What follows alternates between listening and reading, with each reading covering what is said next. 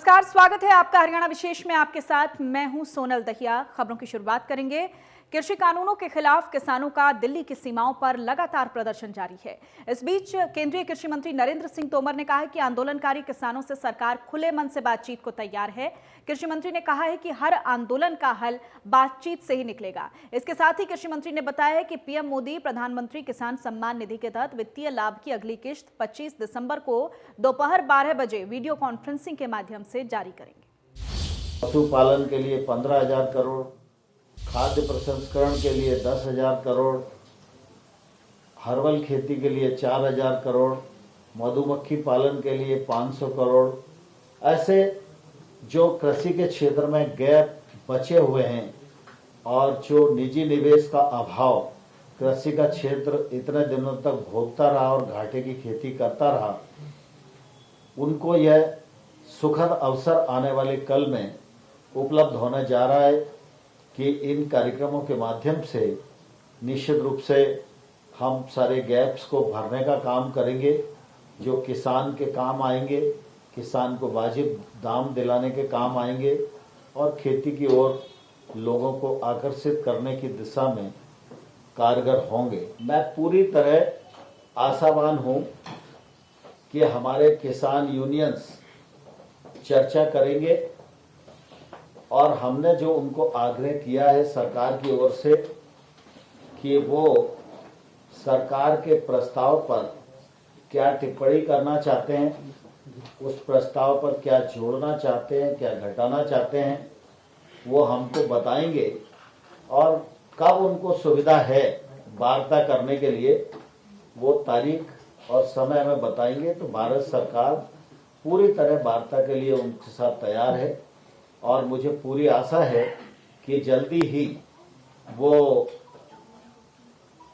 विचार करके निर्णय करके हम तक इसकी सूचना देंगे और हम तत्परता से उनसे वार्ता करेंगे और मुझे आशा है कि हम लोग समाधान की ओर अग्रसर होंगे। कि मेरी प्रार्थना किसानों से, किसान यूनियन से है कि वो कृषि सुधार बिलों की भावनाओं को समझें, उसके प्रावधानों को समझें और अगर उन्हें कोई आपत्ति है तो जरूर सरकार को अवगत कराएं। सरकार किसान की हर समस्या पर विचार करने के लिए खुले मन से तैयार है और मुझे आशा है कि हम लोग समाधान की दिशा में बहुत ईमानदारी पूर्वक बढ़ेंगे और रास्ता निकलेगा, क्योंकि इतिहास इस बात का साक्षी है। आंदोलन कितना ही पुराना हो, कितना ही प्रबल हो, लेकिन आंदोलन का समापन और आंदोलन को मंजिल तक पहुंचना यह वार्ता के माध्यम से ही होता है और इसलिए मुझे पूरा विश्वास है वार्ता होगी और हम लोग रास्ता निकालने में सफल। और वहीं बातचीत के लिए सरकार की ओर से भेजे गए प्रस्ताव को किसान संगठनों ने ठुकरा दिया है। 40 किसान संगठनों की बैठक के बाद आयोजित प्रेस कॉन्फ्रेंस में योगेंद्र यादव ने कहा कि हम तीनों कृषि कानूनों में किसी भी तरह के बदलाव की बात नहीं कर रहे हैं, बल्कि तीनों कानूनों को निरस्त करने की मांग करते हैं। न्यूनतम समर्थन मूल्य को लेकर जो प्रस्ताव सरकार से आया है उसमें कुछ भी साफ नहीं है और स्पष्ट नहीं है। उन्होंने कहा कि सरकार ठोस प्रस्ताव लिखित में भेजे और खुले मन से बातचीत के लिए बुलाए। केंद्र सरकार की तरफ से Vivek Agrawal, joint secretary CEO PM Kisan, कृषि एंड किसान कल्याण मंत्रालय की तरफ से चिट्ठी हमें आई थी, उन्हीं को हम जवाब दे रहे हैं। सब्जेक्ट: संयुक्त किसान मोर्चा की भारत सरकार से 3 कृषि कानूनों को निरस्त करने के लिए चल रही वार्ता बाबत। ये सब्जेक्ट है महोदय। यह आपके 20 दिसंबर 2020 के उस पत्र के जवाब में है जो क्रांतिकारी किसान यूनियन पंजाब के श्री दर्शन पाल जी को संबोधित है, जिसमें सरकार के साथ बातचीत में शामिल रहे 39 अन्य साथियों को भी कॉपी किया गया है। ये चिट्ठी उन्होंने भेजी थी। पॉइंट 1, हमें अफसोस है कि इस पत्र में आपने पूछा है कि हमारा पिछला पत्र केवल एक व्यक्ति का मत है या कि सभी संगठनों का यही विचार है। हम आपको बता देना चाहते हैं कि डॉक्टर दर्शन पाल जी के नाम से भेजा गया पिछला पत्र और यह संयुक्त पत्र संयुक्त किसान मोर्चा के इस आंदोलन में शामिल सभी संगठनों द्वारा लोकतांत्रिक चर्चा के बाद सर्वसम्मति से बनी राय है, इसके बारे में सवाल उठाना सरकार का काम नहीं है। पॉइंट 2, हमें बहुत दुख के साथ यह भी कहना पड़ रहा है कि भारत सरकार के अन्य कई प्रयासों की तरह आपका यह पत्र भी किसान आंदोलन को नित नए तरीके से बदनाम करने का प्रयास है। कुछ चर्चाएं हुई कुछ बिंदुओं पर। ठीक आखिरी राउंड जब अमित शाह जी के साथ हुआ तब ये चर्चाएं, उन्होंने कहा कि आपको कहां कहां प्रॉब्लम है, तो उनसे दो टूक कहा हम लोगों ने कि हम कोई भी चर्चा नहीं करना चाहते हैं किसी भी बिंदु पर। एक तीनों काले कानून है, ये किसानों की डेथ का फरमान है, इसको कैंसिल करिए आप। ये हमारे लोगों ने, सब 13 लोग की कमेटी की गई थी, उन्होंने साफ कहा। उन्होंने फिर भी कहा कि देखिए हम कोई प्रपोजल भेजते हैं, अब आपको प्रपोजल भेजना है तो स्वागत है, भेजिए, मगर हमको तो एक काले कानून तीनों को कैंसिल करना है। उनका प्रपोजल आया, इसी के आसपास की 4-5 राउंड में क्या बातचीत हुई, क्या क्या संशोधन चाहते हैं। हम संशोधन जब चाहते ही नहीं है ये। और अब हरियाणा में 10 नहीं बल्कि 11 नगर निगम होंगे। मानेसर को नगर निगम बनाने को लेकर कैबिनेट ने मंजूरी दे दी है। इसके अलावा कैबिनेट मीटिंग में नई उद्योग और रोजगार नीति को भी मंजूरी दी गई है। सीएम मनोहर लाल की अध्यक्षता में हरियाणा कैबिनेट की बैठक हुई। इस बैठक में कई अहम फैसले भी लिए गए। कैबिनेट बैठक में मानेसर को नगर निगम बनाए जाने पर मुहर लगी, तो वहीं प्रदेश में कॉलोनी बनाने वाले रियल एस्टेट को बड़ी राहत दी जा सकती है। नई उद्योग एवं रोजगार नीति 2020 को भी मंजूरी दी गई। एक बहुत बड़ा निर्णय इस बार हमारी कैबिनेट मीटिंग में हुआ। अभी तक जैसे हम जानते हैं कि हरियाणा में 10 नगर निगम पहले से थे और आज एक नए नगर निगम मानेसर, इसको नई रचना इसकी बनाई गई है, इसको अप्रूवल मिला है और इसमें 29 गांव ये जोड़े गए हैं मानेसर के साथ, जिसका क्षेत्रफल कुल मिलाकर के लगभग 125 वर्ग किलोमीटर ये होगा। तो अब से हरियाणा के अंदर 11 नगर निगम ये हो गए हैं। इसके अलावा सीनियर मेडिकल ऑफिसर की भर्ती सीधा विभाग की गठित कमेटी के तहत करने पर भी कैबिनेट की मुहर लगी और बिजली वितरण कंपनियों को 900 करोड़ रुपए की बैंक गारंटी को कैबिनेट में मंजूरी दी गई। वहीं पंचायतों के लिए बिजली पर पंचायत टैक्स 2% लगाने पर कैबिनेट की मुहर लगी। कृषि उपभोक्ताओं और कृषि से जुड़े उद्योगों पर यह टैक्स लागू नहीं होगा। मीटिंग जो हुई उस कैबिनेट मीटिंग में मुख्य निर्णय इस प्रकार से लिए गए हैं। पहला निर्णय उसमें करनाल, पानीपत और शाहबाद की जो चीनी मिलें हैं उनका नए चीनी संयंत्र और जो सह उत्पादन संयंत्र अर्थात एथेनॉल प्लांट भी उसमें स्थापित किया जा रहा है। उसके लिए 235 करोड़ रुपए की सावधि ऋण के लिए राज्य सरकार ने गारंटी ये दी है ताकि ये काम जल्दी से शीघ्र पूरा हो जाए।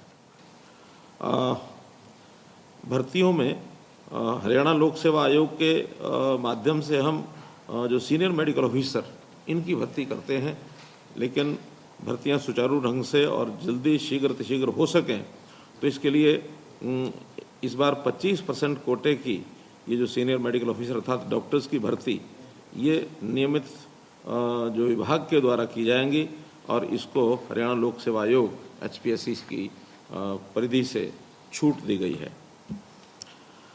ग्राम पंचायतों को और सुदृढ़ किया जाए, उनके संसाधन बढ़ाए जाए।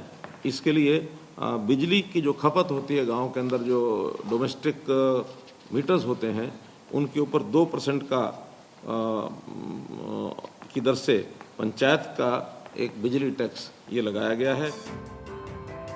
सीएम की अध्यक्षता में हुई बैठक में हरियाणा योग आयोग के गठन के फैसले पर भी मुहर लगाई गई और साथ ही ग्रुप सी की भर्ती के लिए कैबिनेट ने कॉमन टेस्ट को मंजूरी दी।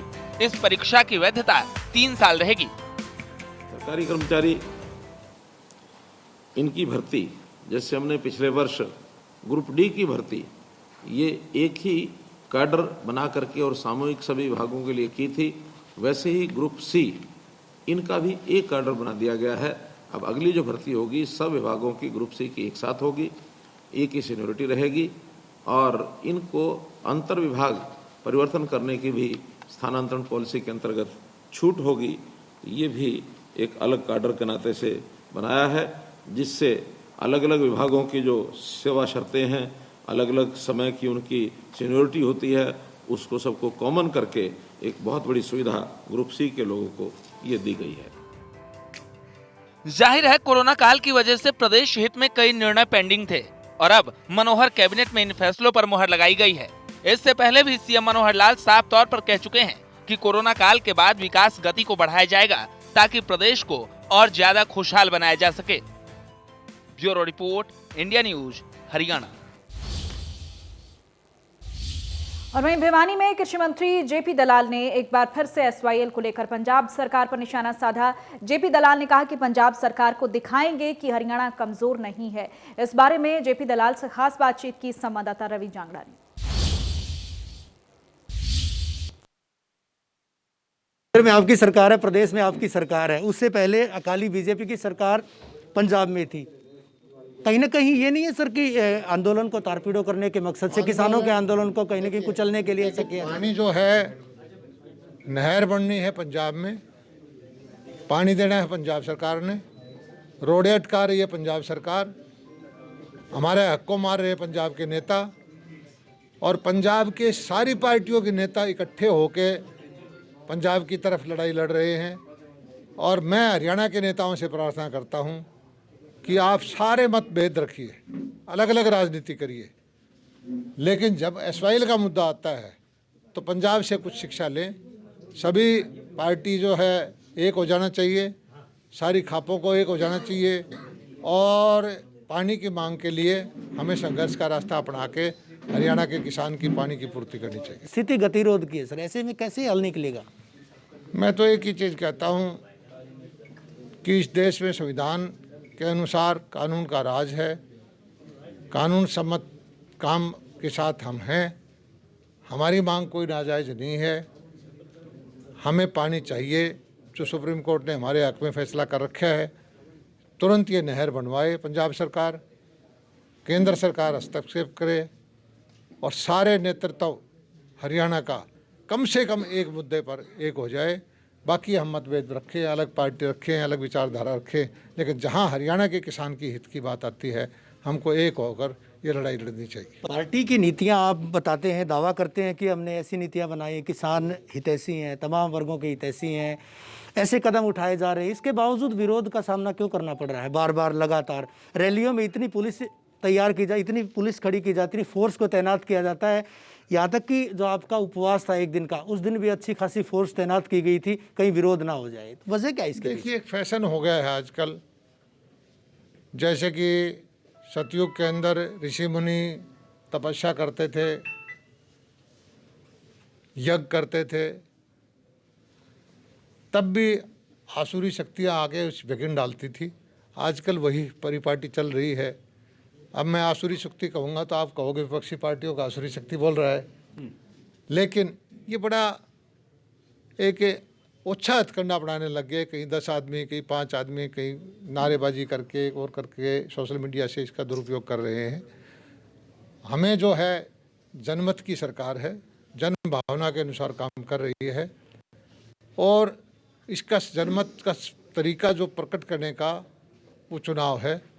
हम चुने हुए प्रतिनिधि हैं, कोई ऐसा नहीं है कि राजा के खानदान से, जिस तरह से राहुल गांधी है या राजीव गांधी थे, मोदी जी जमीन से चल के आए हैं, जमीन से उठ के। बतौर कृषि मंत्री सर आपको क्या लगता है, क्या समाधान होना चाहिए? एसवाईएल की बात तो हमने उठा दी, एसवाईएल की मांग कृषि मंत्री उठाते हैं, तमाम दूसरे बीजेपी नेता उठाते हैं। किसान आंदोलन का क्या हल है? 2 डिग्री 3 डिग्री टेम्परेचर में तमाम किसान मौतें भी हो रही हैं, वजह चाहे जो भी हो, जिस भी वजह से, चाहे राजनीति हो रही हो। सब किसान भाइयों से प्रार्थना है, किसान आंदोलन के मैं साथ हूँ, किसानों की समस्याओं से मेरी सहानुभूति है, लेकिन कुछ लोग जो जिनका कुर्सी का आंदोलन है, उनकी इच्छा पूर्ति नहीं हो सकती। किसान आंदोलन का समाधान निकल जाएगा, कुर्सी का आंदोलन का समाधान नहीं निकलेगा। और वहीं हरियाणा जन चेतना पार्टी वी ने अंबाला नगर निगम चुनाव को लेकर घोषणा पत्र जारी कर दिया है। पार्टी शुरू से ही अंबाला को हरियाणा का नंबर 1 शहर बनाने का वायदा कर रही है, और जो घोषणा पत्र जारी किया गया है उसमें भी अंबाला को एक बेहतर शहर बनाने का रोड मैप दिखाया गया है। पूर्व केंद्रीय मंत्री विनोद शर्मा ने घोषणा पत्र जारी करते हुए शहर के लोगों से अंबाला को स्वच्छ और सुंदर बनाने का वायदा किया। उन्होंने कहा कि अंबाला की हर जरूरत को चुनाव जीतने के बाद पूरा किया जाएगा।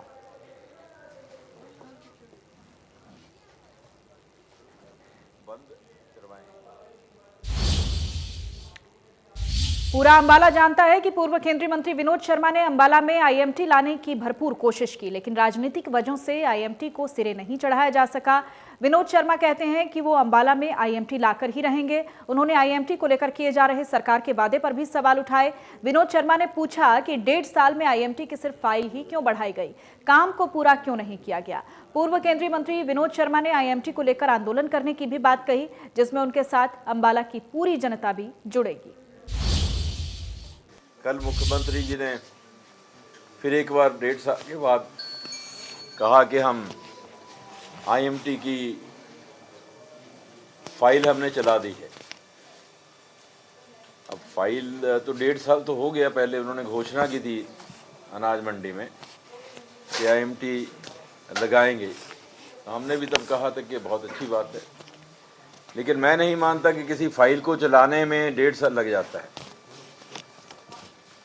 तो ये अगर सिर्फ वायदे ही हैं तो हम वादों पे कुछ करके दिखाने पे तो विश्वास कर सकते हैं, वायदों पे विश्वास नहीं कर सकते। अगर 1.5 वर्ष में सिर्फ फाइल चली है, पता नहीं कितने वर्षों में लगेगा। टाइम लिमिट हमें बताई जाए, और अगर उस टाइम लिमिट में ये काम नहीं होता तो हम एक आंदोलन छेड़ेंगे आईएमटी के लिए। अंबाला में आईएमटी लगाने के लिए एक आंदोलन छेड़ेंगे, और वो आंदोलन जब तक चलेगा जब तक आईएमटी लगने की पूरी व्यवस्था नहीं हो जाती। कुछ लोग कहते हैं कि आईएमटी के लिए कुछ हुआ नहीं था, ऐसी बात नहीं। आईएमटी के लिए तो एक्विजिशन के नोटिस भी हो गए थे। ज़मीन सब कुछ प्लान बनने के बाद एक्वायर करने के नोटिस हो गए थे कि 4 के सेक्शन के नोटिस लोगों को पहुंच गए थे। प्रोसेस तो शुरू हो चुका है, सब कुछ हो चुका है। अगर मंशा हो तो इसको बनाने में तो 3 महीने का टाइम लगता है, आगे प्लान करने में इतना समय लगता ही नहीं है। लेकिन मुझे खुशी है कि अंबाला के लोगों का जो संघर्ष है आईएमटी के लिए, वो एक दिन फल लेके आएगा। इसकी इतनी बुलंद आवाज़ है कि ये एक दिन फल लेके आएगा। आईएमटी यहाँ पे जरूर लगेगी, हम लगा दें। और हाल ही में पूर्व केंद्रीय मंत्री विनोद शर्मा और हरियाणा जन चेतना पार्टी वी की मेयर पद की उम्मीदवार शक्ति रानी शर्मा पर केस दर्ज करवाया गया। ये केस वकील संदीप सचदेवा की तरफ से दर्ज करवाया गया, लेकिन तथ्यों के सामने आने के बाद एडवोकेट संदीप सचदेवा का झूठ पूरे अंबाला के सामने आ चुका है। दरअसल संदीप सचदेवा नाम का एक दूसरा शख्स पूरे परिवार के साथ बीजेपी छोड़कर हरियाणा जन चेतना पार्टी वी में शामिल हुआ। पार्टी की तरफ से संदीप सचदेवा के शामिल होने की फोटो भी जारी की गई, लेकिन इस बीच एडवोकेट संदीप सचदेवा ने थाने में जाकर विनोद शर्मा और शक्ति रानी शर्मा पर केस दर्ज करवा दिया, जिसे हरियाणा जन चेतना पार्टी वी गुमराह करने की साजिश बता रही है। विनोद शर्मा ने प्रेस कॉन्फ्रेंस के दौरान एडवोकेट संदीप सचदेवा का सच भी पूरे अंबाला के सामने रखा और अंबाला के पुलिस अधीक्षक से मामले पर स्थिति साफ करने का अनुरोध किया है। भारतीय जनता पार्टी के एक संयोजक हैं, शायद अपने वकील हैं संजीव सचदेवा जी। पता नहीं उन्होंने कहां से ज्ञान इस बात का प्राप्त किया है कि वो समझते हैं कि चुनाव में दूसरों को डरा के चुनाव जीते जा सकते हैं, दबा के चुनाव जीते जा सकते हैं, भारतीय जनता पार्टी की सरकार का फायदा लेके चुनाव जीते जा सकते हैं, पुलिस का इस्तेमाल करके चुनाव जीते जा सकते हैं, पुलिस को गुमराह करके झूठी रिपोर्टें लिखा के किसी को डराया धमकाया जा सकता है। मैं उनको बहुत ही प्यार से इस बात का संदेश भेजना चाहता हूं कि इस डराने धमकाने से कुछ नहीं होगा। ये एफआईआर लिखाने से कुछ नहीं होगा। मुझे ये समझ नहीं आती कि उन्होंने एफआईआर लिखाई है किस बेसिस पे लिखाई है। आफ्टर ऑल वो मेरे और मेरे पत्नी के खिलाफ उन्होंने एफआईआर लिखी है। हमें बताएं तो सही, अगर हमने कोई कानून तोड़ा है, अगर हमने कोई गुनाह किया है तो हमें गिरफ्तार क्यों नहीं करते? चुप क्यों बैठे हैं? सिर्फ चुनाव तक वेट कर रहे हैं कि 4 दिन निकल जाएं और चुनाव तक इसका हम फायदा ले लें। ये गलत बात है। मैं पुलिस के अधीक्षक को, जो यहाँ के एसपी हैं, मैं ये कहता हूं कि अगर आपको लगता है कि उसमें कुछ है तो हमें फौरी तौर पर गिरफ्तार कीजिए। ये हमें चुनाव के दिनों में इसका फायदा लेने के लिए उनका साथ मत दीजिए। इसके ऊपर उनको क्लैरिटी करनी चाहिए। और जो इलेक्शन रिटर्निंग ऑफिसर के पास एफिडेविट और एप्लीकेशन गई है, उसके ऊपर भी कार्रवाई होनी चाहिए। अगर कोई गलत एफआईआर लिखाता है, झूठी एफआईआर लिखाता है, तो कानून के हिसाब से वो भी मुजरिम है। वो झूठी एफआईआर नहीं लिखा सकता। मैं सचदेवा जी को, जो एडवोकेट हैं खुद, ये विनती करना चाहूंगा कि अगर आपने गलती की है, आप इसको सुधार लीजिए। आप अपनी एफआईआर वापस लीजिए क्योंकि गलत है, नहीं तो मैं अपनी इज्जत हतक का दावा आपके ऊपर करूंगा सही समय पे आके। मैं आपको थोड़ा समय देता हूं, otherwise I will take whatever course is available to me under the law. You can not just browbeat me and the people who are contesting here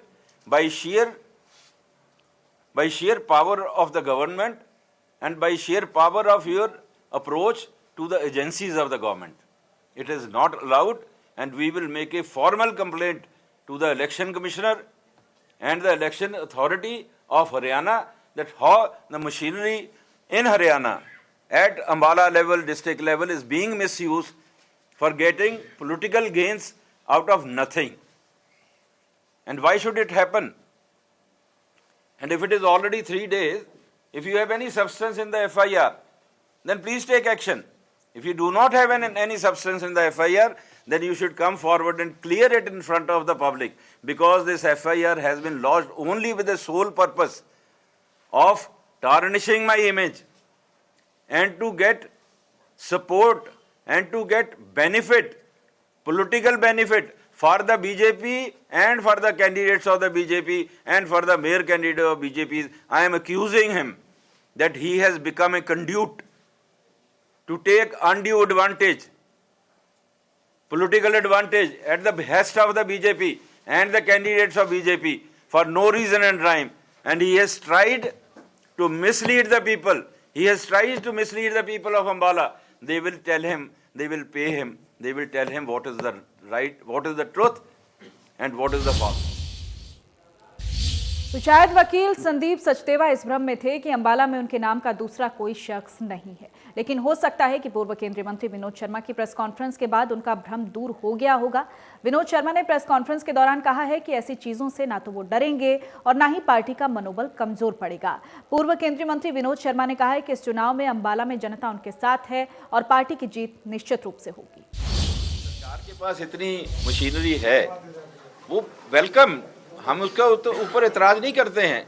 जहाँ 25 MLA आए हैं वहाँ 40 आए, कोई बात नहीं है। मंत्री जितने आए और आए, हमें कोई इतराज नहीं है। We welcome it. In election, during the elections we welcome all people who take things in positive manner and go for campaign. There is no objection. My only objection is कि ये जैसे ये इन्होंने FIR का बना के डराने की कोशिश कर रहे हैं कि ये हम आप पे FIR लिखा के मुकदमा बना के आपको अरेस्ट कर लेंगे, तो कर लें भाई, इससे तो नहीं डरते। चुनाव में ऐसे हथकंडे अपनाना जो है वो गलत है। प्रचार के लिए कोई भी आए, हमें कोई इतराज नहीं। प्रचार जितना मर्जी करें, पॉजिटिव ढंग से कोई भी आए, कोई प्रचार करे, हमें कोई इतराज नहीं। चुनाव जब भी होता है ना, शख्सियत के बीच में होता है, व्यक्तियों के बीच में होता है, और लोग चुनते हैं किसकी शख्सियत अच्छी है। कोई भी किसी गरीब अमीर देख के कोई वोट नहीं डालता है, सब शख्सियत को देख के डालते हैं, कौन काम कर सकता है कौन नहीं कर सकता। अरे भाई, मेरे को तो कहने की जरूरत नहीं है, रिजल्ट देख लीजिए 2005 के और 2009 के, सारी बात स्पष्ट हो जाएगी। फैसला लोगों ने करना है ना, हमने तो लोगों पे छोड़ा है कि आप जो फैसला करेंगे हमें मंजूर होगा। We are only looking for the decision to be taken by the people of Haryana, people of Ambala, वो करेंगे। और इसी के साथ हरियाणा विशेष में इतना ही। प्रदेश की तमाम खबरों के लिए आप देखते रहिएगा इंडिया न्यूज़ हरियाणा।